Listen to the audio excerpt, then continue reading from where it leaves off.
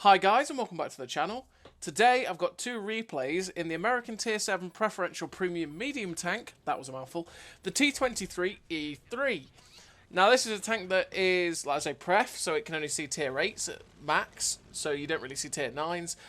It's got an absolutely blistering rate of fire, it's got good camo, its gun handling's meh, it's not got the best shell velocity, and its penetration is okay. But the way it is when you end up facing tanks and sort of going all in on tanks is it's like the turreted E25, right? That's what it feels like anyway, because of just how quickly this thing fires.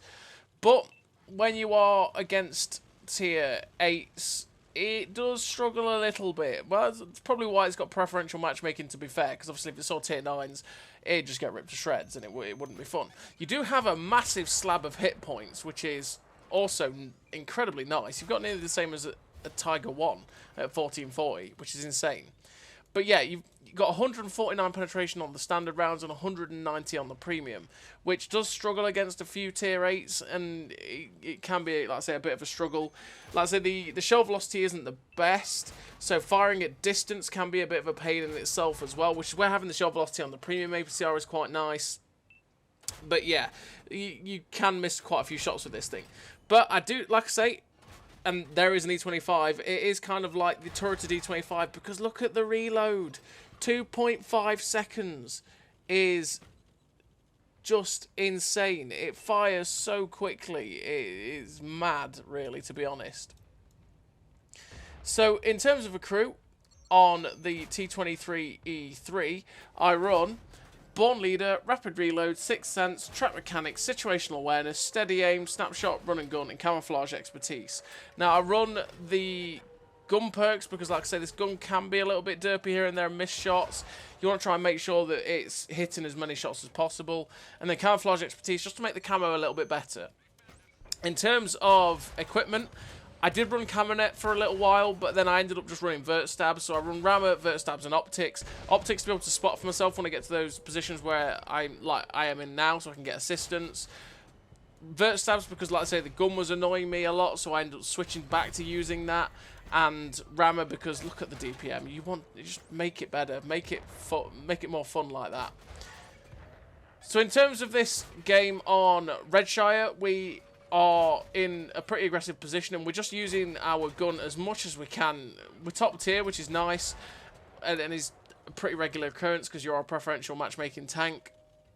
And we're just using our good gun depression and our great rate of fire to good effect here.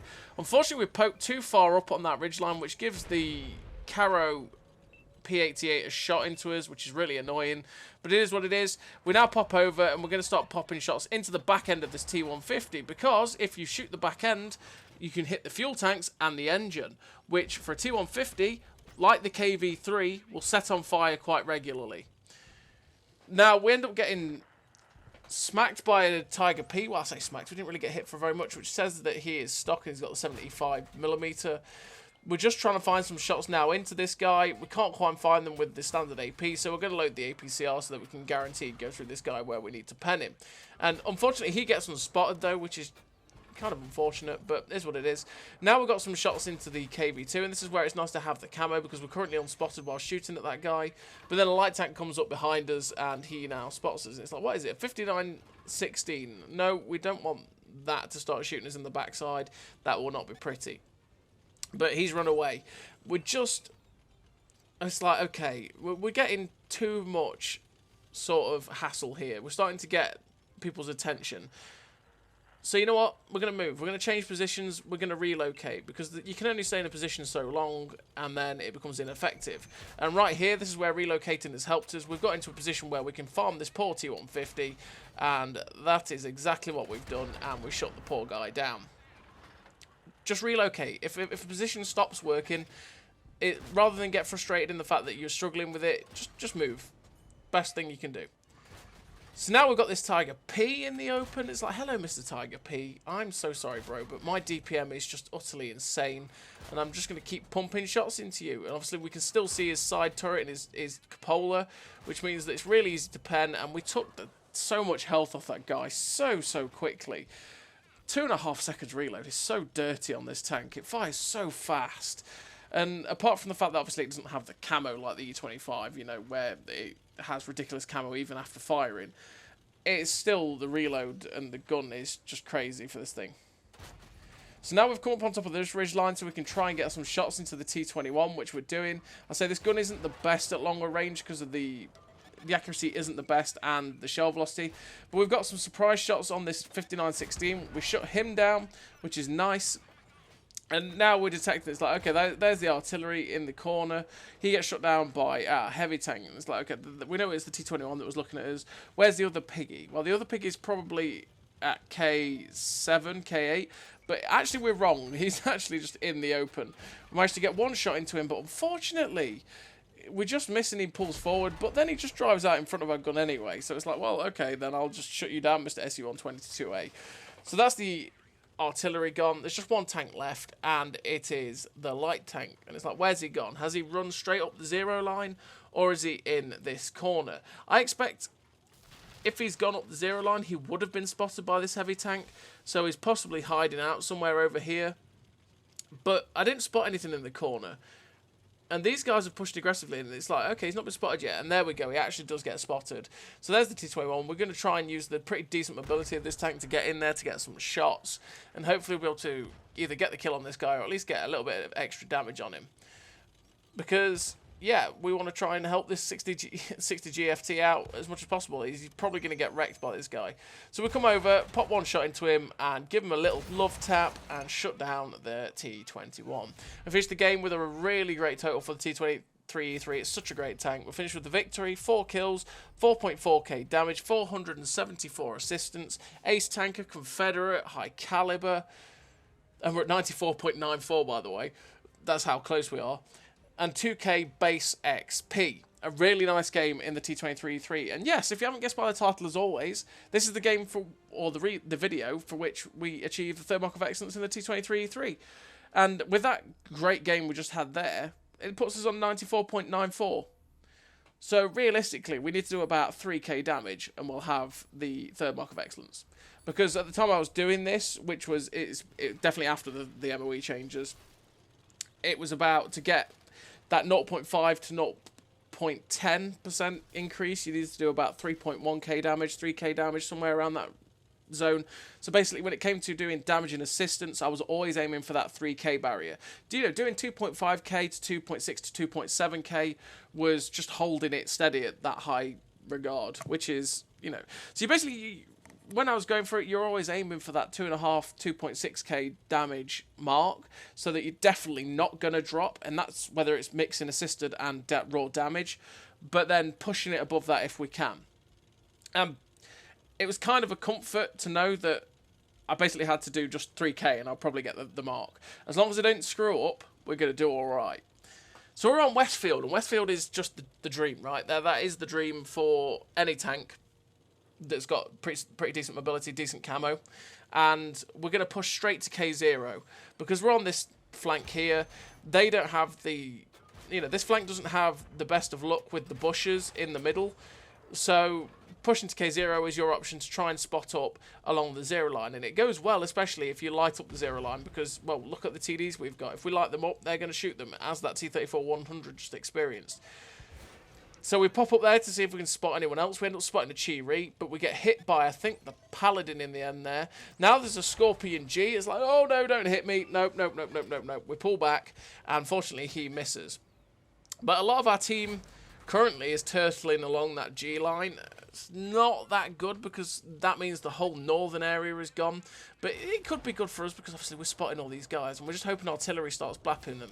Because this K0 position is where we can get an absolute ton of assistance, and it can really help in MOE grinds quite a lot. But currently, we're not really getting much of the assistance because the patch at 12T next to us is actually spotting them and getting pretty much all of it, which is fairly unhelpful for our MOE grind. Unfortunately, we're just missing shots on this Scorpion, which is kind of frustrating.